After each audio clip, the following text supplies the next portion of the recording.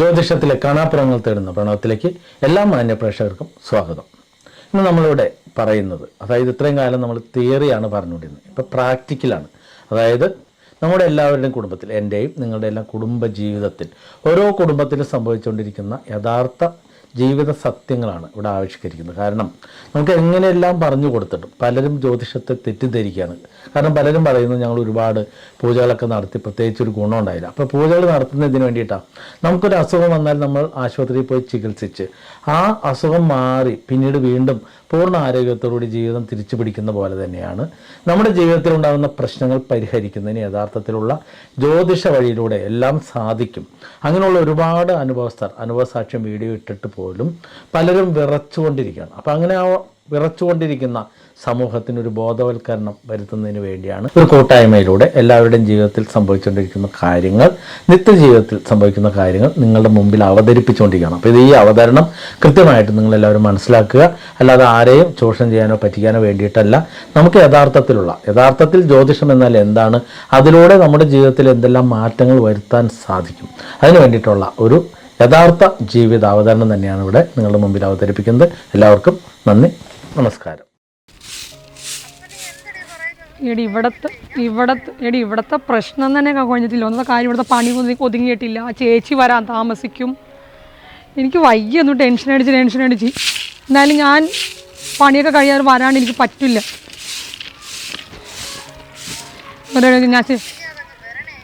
ഇല്ലടി, ചേട്ടൻ കൊണ്ട് ഞാൻ ആക്കിത്തരാമെന്ന് പറഞ്ഞിട്ടുണ്ട്. നിനക്കറിയാലോ എൻ്റെ ഇവിടുത്തെ പ്രശ്നം. കാരണം അതിനിടയ്ക്ക് അയാളെ എന്നെ വിളിച്ച് ടോർച്ചർ ചെയ്തുകൊണ്ടിരിക്കുക. കൂടി വന്നാൽ എൻ്റെ ജോലി അങ്ങോട്ട് പോകും. അത്രയല്ലേ പോവുള്ളൂ. അതങ്ങോട്ട് പോട്ടേന്ന് ഞാൻ വയ്ക്കും, അത്രേ ഉള്ളൂ. എനിക്ക് ഇങ്ങനെ ടെൻഷൻ അടിക്കാൻ വയ്യ. ഞാൻ എന്ത് ചെയ്യാനാ? ഒന്നത്തെ കാര്യം, എനിക്ക് ഇവിടുത്തെ പ്രഷർ കൊണ്ട് എനിക്ക് പറ്റുന്നില്ല. അതിൻ്റെ പേർക്ക് അയാൾ എൻ്റെ വിളിച്ച് ടോർച്ചറിങ് ചെയ്യുന്നുണ്ട്. ഇപ്പോൾ ചേച്ചി വരാണ്, എൻ്റെ പണി ഒതുങ്ങാണ്ട് ഇവിടെ നിന്ന് വരാൻ പറ്റില്ല. എന്തായാലും നീ പൊയ്ക്കോ, ഞാൻ പുള്ളിനോട് എങ്ങനെയെങ്കിലും എന്നെ കൊണ്ട് ആക്കി തരാൻ പറയാം. ശരിയടി എന്നോ. എന്താണ് മോനെ കാണിക്കണേ? പണ്ടേ അമ്മക്ക് തലക്ക് സ്വൈര്യമില്ല. നീയും കൂടി ഇങ്ങനെ തുടങ്ങിയാൽ എങ്ങനെയാ?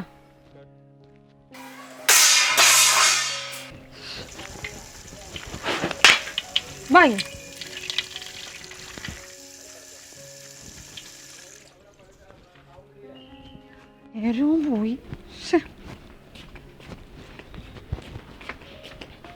ഒരുങ്ങിയില്ല ഇതുവരെ, വരുന്നില്ലേ അപ്പൊ നീ?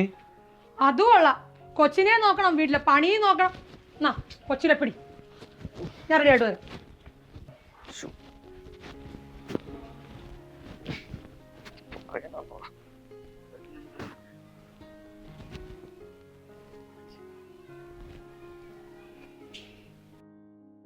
മോനെ കരയില്ലേ മോനെ? എന്താണ് ചേച്ചിക്ക് അറിയില്ല ഞങ്ങൾക്ക് ജോലിക്ക് പോകണമെന്ന്? കുറച്ചും കൂടി നേരത്തെ വന്നൂടെ? കൊച്ചിനെ കൊടുക്ക്. വാ, കൊച്ചിന്റെ ഫുഡൊക്കെ എല്ലാം എടുത്തിട്ടുണ്ടേ. വാ.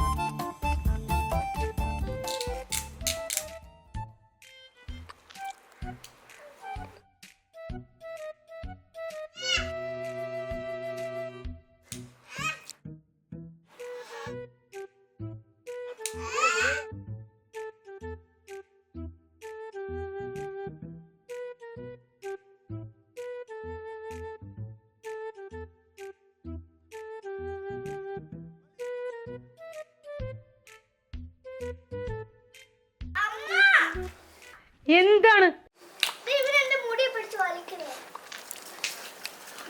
നിന്നോട് പറഞ്ഞില്ല ചേച്ചി ചേരുന്നു പറഞ്ഞോ? നിന്നോട് ഒരു സൗകര്യം തല്ലോ ഒരു നേരം നിന്ന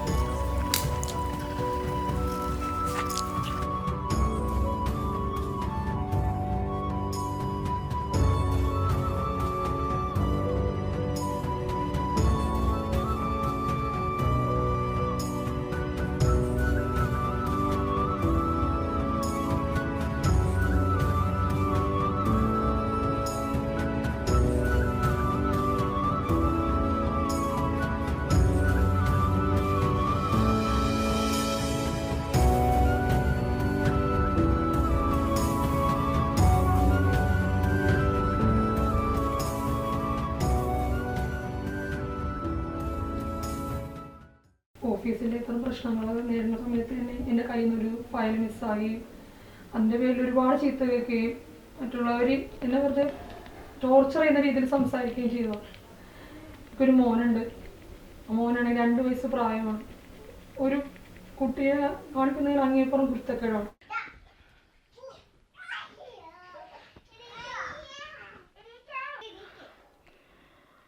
ഹലോ, ഞാൻ ഇവിടെ നോക്കാത്ത ഒരു സ്ഥലവും ഇല്ലടി. ആ ഫയലൊന്നും ഇവിടെ കാണാനില്ല. എനിക്ക് തലക്ക് വട്ട് പിടിക്കുക അവിടെ ഇരുന്നിട്ട്. ഞാൻ എവിടെ പോയി നോക്കുമെന്ന് അറിയില്ല. ഇത്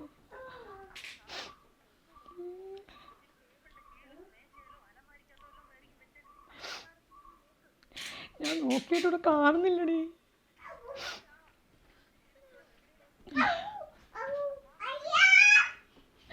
ഞാൻ ഒന്നും കൂടി ഒന്ന് നോക്കട്ടെ.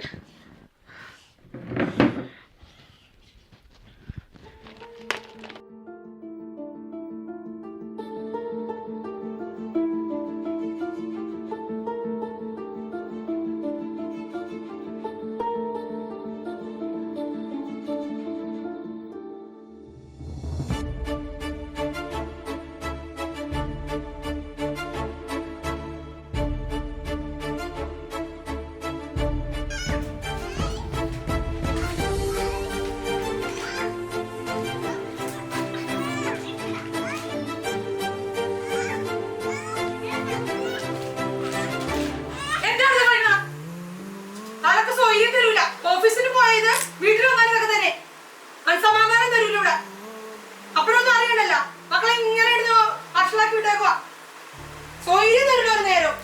നേരം നോക്കി ഇവിടെ ബഹളം ബഹളം ബഹളം. തലക്ക് പ്രാന്ത് പിടിക്കണോ എന്നിട്ട് മിണ്ടാണ്ടിരിക്കും ഇവിടെ. എനിക്ക് ദേഷ്യം വന്നെ എല്ലാത്തിനും എടുത്ത പുറത്തേക്ക് കളയിനെ കാണാൻ ഇവിടെ അന്വേഷിച്ച് തലക്ക് വട്ടു പിടിച്ചിരിക്കും. അതിനെ കൊണ്ട് ചേപ്പർ ഉണ്ടാക്കി കിടന്നു. പറയുന്ന അച്ഛൻ എന്താണെന്ന് പറയാം. നിനക്കെന്താ പ്രശ്നം? എത്രമാനം നിനക്ക് മനസ്സിലാവൂലേ? ആളെ തലക്ക് പ്രാന്താക്കുന്നതിന് കയ്യും കണക്കുണ്ട്. കൊറേ നേരമായി കിടന്ന് ബഹളം ഉണ്ടാക്കുന്നുണ്ട്. ഞാനിവിടെ കിടന്ന് സാധനം തക്കുന്നതിന് കാണുന്നുണ്ടോ? കാണുന്നുണ്ടോന്ന് മിണ്ടരുത് ഇവിടെ. അക്ഷരം മിണ്ടിപ്പോരുത്. ആർക്കും ഒന്നും അറിയണ്ടല്ലേ. ഞാനിവിടെ കിടന്ന് വായി പിടിച്ച് ടെൻഷൻ അടിച്ച് ഇവിടെ കിടന്ന് തല പൊങ്ങാലും ആർക്കും ഒന്നും അറിയണ്ട. കേട്ടാ നീ പറഞ്ഞത്? കേട്ടാന്ന്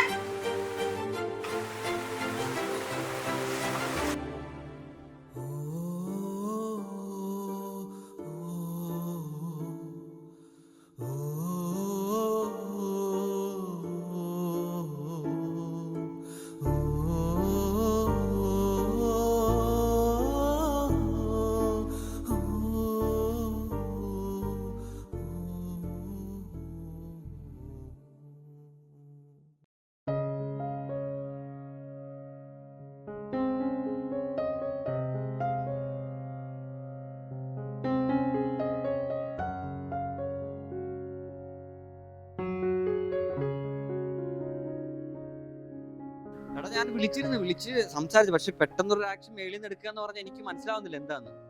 അത് എന്റെ ദൈവമേ,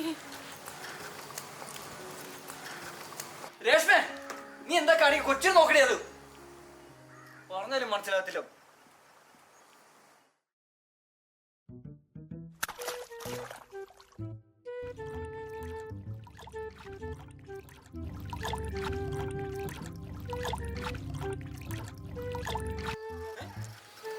ഇതെന്താ വെള്ളത്തിൽ മുക്കി വെച്ചേക്കുന്നത്?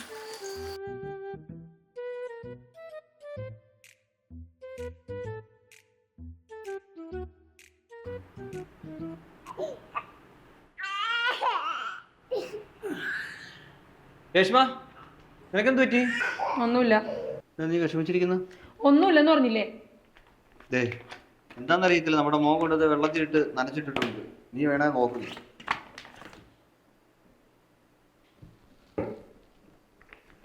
ഇതെവിടെ കിട്ടി? ഞാൻ പറഞ്ഞില്ല ബക്കറ്റില് വെള്ളത്തിൽ ഒഴിച്ചിട്ടിരിക്കാന്ന്. ഇതാണ് ഞാൻ അന്വേഷിച്ചിരുന്ന ഫയല്. ഇത് നീ നേരത്തെ കിടന്ന് ബഹളം ഉണ്ടാക്കിക്കൊണ്ടിരുന്നത്. ഓ, കിട്ടിയല്ല. എന്റെ ഭഗവാനെ, ഇത് മൊത്തം നനഞ്ഞു പോയല്ലോ.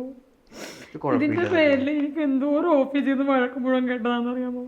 എനിക്ക് പറ്റുന്നില്ല ഇതെല്ലാം കൂടി ഓർത്തിട്ട്. എനിക്ക് പറ്റുന്നില്ലെന്ന്. ഏയ് ഓഫീസിലെ ഡസ്റ്റ് അവരുടെ വായിരിക്കണം മുഴുവനും കേട്ടിട്ട് ഇങ്ങോട്ട് വരുന്നത്. ഇവിടെയാണ് അതേപോലെ തന്നെ മക്കളെ കൊണ്ടും എല്ലാവരും കൊണ്ടും എനിക്ക് പറ്റുന്നില്ല. അടിക്കില്ലേ മോളെ, ഞാനുണ്ടല്ലോ, നമുക്ക് ഒരു പരിഹാരം ഉണ്ടാക്കാം. എന്ത് പരിഹാരം ഉണ്ടാക്കാൻ? ഒരു പരിഹാരം ഉണ്ടാക്കാനില്ല. എൻ്റെ ഒരു സുഹൃത്തുണ്ട്, അവൻ്റെ വീട്ടിൽ ഇതേപോലെ അനുഭവമാണ്. എന്നിട്ട് അവൻ ഒരു ജോത്സ്യൻ്റെ കാര്യം പറഞ്ഞിട്ടുണ്ടായിരുന്നു. അപ്പം ഞാൻ ആലോചിച്ചായിരുന്നു, ഇവിടെ നോക്കിയാൽ എപ്പോൾ നോക്കിയാൽ എന്തെടുത്താലും പ്രശ്നങ്ങളാണ് നമ്മളുടെ. നമ്മളുടെ മോൻ്റെ പ്രശ്നങ്ങൾ ഭയങ്കര വിഷയങ്ങളാണ്. നമുക്കൊന്ന് ആ ജോത്സ്യനെ പോയി കണ്ടാലോ? ശരിയാവില്ല അല്ലേ? ശരിയാവും മോളെ, നീ വിഷമിക്കാതെ വാ. ഏതായാലും നീ വിഷമിക്കണ്ട, വാ, എനിക്ക് ഊണെടുത്തു വാ. നീ നോക്കി വെച്ച് റെഡിയാക്കാം.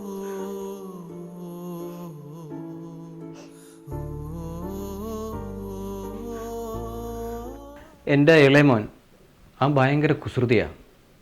അതെന്ന് പറഞ്ഞാൽ നമ്മൾ കണ്ടു നിൽക്കാൻ പറ്റത്തില്ല, അത്രയും കുസൃതിയാണ്. അതായത് ലൈഫിൽ മുന്നോട്ട് പോകാനായിട്ട് ഞങ്ങൾക്ക് ഭയങ്കരമായിട്ട് ബുദ്ധിമുട്ടായിരുന്നു. അവൾക്കാണെങ്കിലും ഭയങ്കര മെൻ്റലി ഭയങ്കര ടോർച്ചർ ചെയ്യും. അങ്ങനെയാണ് എൻ്റെ ഒരു ഫ്രണ്ട് പറഞ്ഞിട്ട് ഈ പേരമംഗലം നാഗരാജ ക്ഷേത്രത്തിലേക്ക് വരാനായിട്ട് പറ്റിയത്.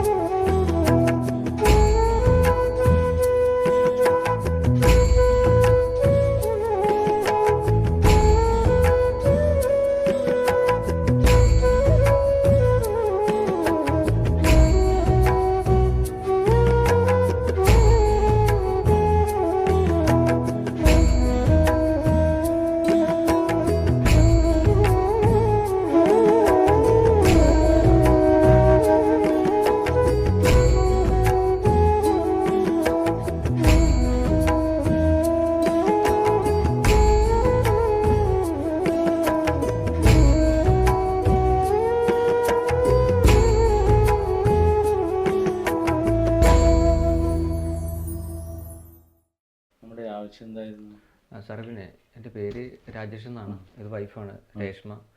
ഞാൻ വന്നത് വീട്ടിൽ ഭയങ്കര പ്രോബ്ലമാണ്. കാരണം വെച്ചാൽ ഞങ്ങളുടെ ലൈഫിൽ കുഴപ്പമില്ല, പക്ഷേ ഞങ്ങൾക്ക് മോനുണ്ട്. ഇളയ മോന് ഇപ്പോൾ ഏകദേശം ഒരു 2.5 വയസ്സായി. ഭയങ്കര കുസൃതി എന്ന് വെച്ചാൽ നമ്മളൊരു കുട്ടി കാണിക്കണേക്കാൾ അപ്പുറം കുസൃതിയാണ്. എന്നുവെച്ചാൽ വീട്ടിലുള്ള എല്ലാ സാധനങ്ങളും എറിഞ്ഞ് പൊട്ടിക്കുക, ഭക്ഷണം കഴിക്കത്തില്ല. വേലക്കാരിയുണ്ട്, പക്ഷെ വേലക്കാരി പറഞ്ഞിട്ടാണെങ്കിൽ കേൾക്കത്തില്ല, ഞങ്ങൾ പറഞ്ഞിട്ടാണെങ്കിൽ കേൾക്കത്തില്ല. ഇവൾക്കാണെങ്കിൽ തലക്ക് സൗകര്യമില്ല, അവനെ കൊണ്ടേ ഭയങ്കര പ്രശ്നമാണ്. ഞാൻ ബാങ്കിലാണ് ജോലി ചെയ്യുന്നത്, അവൾ IT കമ്പനിയിലാണ് ജോലി ചെയ്യുന്നത്. IT കമ്പനിയിലാണെങ്കിലും പുള്ളിക്കാരിക്ക് പ്രഷർ, വീട്ടിൽ വന്നാൽ ഈ കുട്ടിയായിട്ടുള്ള പ്രഷർ, അത് കാരണം തലക്ക് സൗകര്യമില്ല, അവൾക്ക് ഭ്രാന്ത് പിടിച്ചിരിക്കുക. കാരണം ഭയങ്കര ഞങ്ങൾ ജീവിതം മടുത്തിരിക്കുക. അവൾക്കാണെങ്കിൽ ഭയങ്കരമായിട്ട് ബുദ്ധിമുട്ടാണ്. അതുകൊണ്ട് എനിക്ക് ഭയങ്കര അത് കണ്ടിരിക്കാനും പറ്റുന്നില്ല.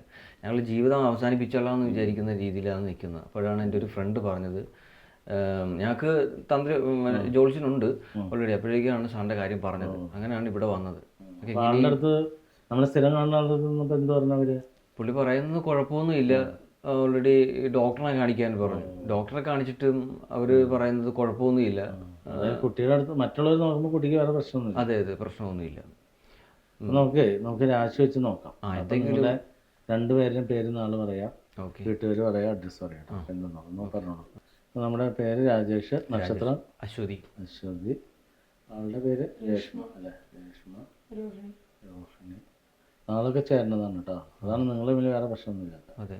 നമ്മുടെ വീട്ടുകാരെന്താ? പെരിഞ്ഞാറക്കൽ. പെരിഞ്ഞാറക്കൽ. സ്ഥലം എവിടെയാ? നോർത്ത് കുറവൂർ.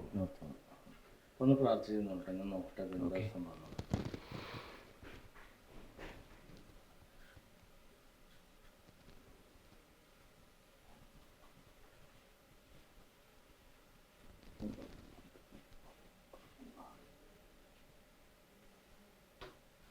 നോക്കേ, നിങ്ങളുടെ സ്ഥലബന്ധമായിട്ടേ വല്ല കിണറോ കുളമോ തോടോ അങ്ങനെ ജലാശയം വല്ലതും നികത്തിപ്പോയിട്ടുണ്ടോ ഒരു 4-5 കൊല്ലം മുമ്പ്? കുളം നികത്തിയിട്ടുണ്ടായിരുന്നു. അപ്പോൾ അതിൽ നിന്നുള്ള സർപ്പദോഷമാണ് ഇതിൻ്റെ എല്ലാം അടിസ്ഥാനം. അതിന് ശേഷമുള്ള കുഞ്ഞ് ജനിക്കുന്നത്. അതെ അതെ അതെ. അപ്പം നിങ്ങൾ ആ സർപ്പദോഷം അത് അവച്ച് കളഞ്ഞു കഴിഞ്ഞാൽ ഈ പ്രശ്നം തീരും. അപ്പം നിങ്ങളിത് അതിലേക്ക് നോക്കിയില്ല. അപ്പം നിങ്ങൾ കാണുന്ന ജ്യോത്സ്യം എന്ന് പറഞ്ഞാൽ സാധാരണ റേഷൻ കടയിൽ പോണ പോലെ നിത്യം ചെല്ലുന്നു, എന്തെങ്കിലും ഒരു കാര്യം പറയുന്നു, നിങ്ങളങ്ങനെ കയറി പോരുന്നു. ഇതിൻ്റെ അടിസ്ഥാനമൊക്കെ നോക്കുമല്ലോ. അപ്പം നമുക്ക് ഇവിടെ ഉള്ളൊരു പ്രശ്നമേ, ഇത് ആവാഹന പൂജ ഞാൻ മാറ്റിത്തരാം. അതെ. നമുക്ക് ആകെയുള്ളൊരു പ്രശ്നം വീടിൻ്റെ വാസ്തു ഇടുന്ന ആളൊന്നും നമ്മുടെ വാസ്തുചര്യം നോക്കണ സമയത്ത് അതിൻ്റെ തെറ്റുകുറ്റം നിങ്ങൾ മാറ്റാൻ തയ്യാറായിരിക്കണം. അല്ലെങ്കിൽ ആ വീട് അത്രയും താമസിക്കാൻ പറ്റാതെ കൊണ്ട് അതിൽ നിന്ന് മാറണം. അത് റെഡിയാണെങ്കിൽ നമുക്ക് ധൈര്യമായിട്ട് ആവാഹന പൂജ. ഞങ്ങൾക്ക് പൈസ പ്രശ്നമല്ല, ഞങ്ങൾക്ക് എങ്ങനെയെങ്കിലും ഒരു പരിഹാരം കണ്ടെത്തി തരണം. ഞങ്ങൾക്ക് വീട് മാറണമെങ്കിൽ മാറാം, പക്ഷെ എന്നാലും ഞങ്ങൾക്ക് ലൈഫിൽ ഒരു നല്ല ഇത് ചെയ്ത് കഴിയുമ്പോൾ ശരിയാവും. അതെ. നമുക്കൊരു വീടിൻ്റെ വാസ്തു പിന്നുള്ള കാലത്ത് കുഴപ്പമുണ്ടോ? കുട്ടി വല്ലനാവില്ല. ഇത് ഈ സർപ്പദോഷം ഉള്ളതുകൊണ്ടാണ് കുട്ടീനെ കൊണ്ട് ഇങ്ങനെയൊക്കെ ചെയ്യുന്നത് കേട്ടോ. ആണല്ലേ. അപ്പോൾ തൽക്കാലത്തേക്ക് ഞാൻ ഇവിടെ നിന്നിട്ട് ശീതളദേവിയുടെ എലസ് തരാം. അത് ധരിച്ചു കഴിയുമ്പോൾ കുറച്ച് അടക്കം വരും. പിന്നെ നമ്മൾ പ്രണവമലയിൽ വന്നിട്ടെ ഇവിടെ ദേവതകൾക്ക് ആയുധ സമർപ്പണം നടത്താം. അതിനുശേഷം പേരമംഗലത്തിന് തട്ട സമർപ്പണം ചെയ്യാം. പിന്നെ നമ്മുടെ ബാലഗണപതി ഉണ്ട്. 13 വയസ്സുള്ള കുട്ടികൾക്ക് ഇങ്ങനെയുള്ള കുസൃതി കുറയ്ക്കാൻ വേണ്ടി ബാലഗണപതിയുടെ അടുത്ത് ഒരു 21 ഗണപതി ഒന്നും ചെയ്യാം. അത് ചെറിയ പൈസ ഉള്ളൂ, 3500 ചിലവുള്ളൂ. അപ്പോൾ അതൊക്കെ ചെയ്ത് കഴിയുമ്പോൾ നമുക്ക് തൽക്കാലത്തേക്ക് ഒരു ശമനം കിട്ടും. എന്നിട്ട് പിന്നെ ആവാഹന പൂജയ്ക്ക് 10,000 അടച്ചിടാം. മിനിമം റേറ്റ് ഇവിടെ 56,000 രൂപയാണ്. അടച്ചിട്ട് കഴിഞ്ഞാൽ നിങ്ങളുടെ ഡേറ്റ് ആകുമ്പോൾ ഒന്ന് വിളിക്കും. അപ്പോൾ അതുവരെ ഈ ഏലസിൽ നിൽക്കുകയും ചെയ്യാം. പറയുന്ന പോലെ ചെയ്ത് കഴിഞ്ഞാൽ പ്രശ്നമൊക്കെ സോൾവ് ആയിരിക്കും. അപ്പോൾ തൽക്കാലം ഞാൻ ഏലസ് തന്നുവിടാം. പിന്നെ നിങ്ങൾ പൂജകളുടെ പൈസ കൊണ്ട് അടയ്ക്കാം. അങ്ങനെ ചെയ്ത് കഴിഞ്ഞാൽ ഏറ്റവും അടുത്ത ഡേറ്റ് തന്നെ നമുക്ക് തരാം. അതിൻ്റെ ഇടയിൽ ഒന്ന് പ്രണവമലയിൽ നിന്ന് വഴിപാടുകൾ ചെയ്യാം. അപ്പോൾ ഇത് നമുക്ക് സമാധാനമാവും. ഈ സംഭവം പ്രണവമലയിൽ ചെയ്ത് പോയി ചെല്ലുമ്പോഴേക്കും കുട്ടിക്ക് കുറേ അടക്കം വന്നാണ്. പിന്നെ ഏലസം കൂടി കെട്ടി കഴിയുമ്പോൾ സൈലൻ്റ് ആവും. അപ്പോൾ എത്രയും പെട്ടെന്ന് പൂജയിലേക്ക് വരാം. പിന്നെ ഏറ്റവും എടുത്ത് കഴിയുമ്പോൾ ഈ സർപ്പദോഷം ആവാഴ്ച കഴിയുമ്പോൾ സമയം ഓക്കെ. എത്ര പൂജകളുള്ള നമുക്ക് ഏലസിന് ഇപ്പോൾ 4,000 രൂപ വരും. ശീതളദേവിയുടെ പൂജയ്ക്ക് 10,000 അഡ്വാൻസ് അടയ്ക്കാം. 10,000 രൂപ ഞാൻ ഇപ്പോൾ അയച്ചേക്കാം. സാറിൻ്റെ അക്കൗണ്ട് നമ്പർ എൻ്റെ കയ്യിലുണ്ടോ? അയച്ചിട്ടുണ്ട്. ശരി ശരി. പേര് ശ്രമിച്ചോളൂ.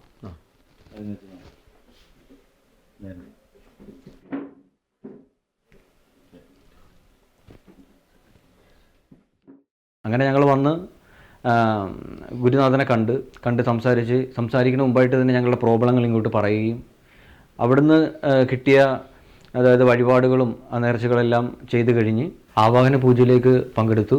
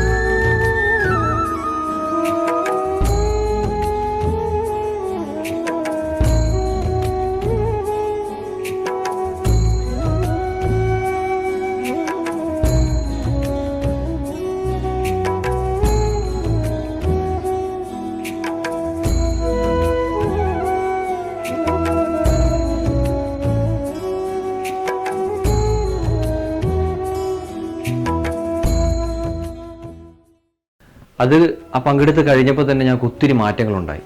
അവൾക്കാണെങ്കിലും കുഴപ്പമില്ല, വീട്ടിൽ ഒത്തിരി പ്രയാസങ്ങളുണ്ടായിരുന്നു. ആ പ്രയാസങ്ങളൊക്കെ മാറി വളരെ ഹാപ്പിയായി.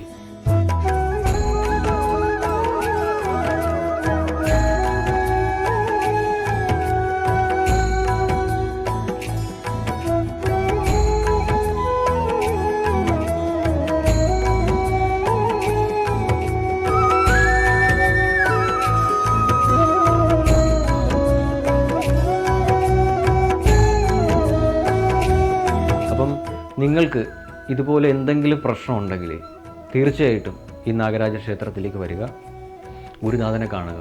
അതിന് ഏറ്റവും ഉദാഹരണം ഞാനാണ്, എൻ്റെ ലൈഫാണ്.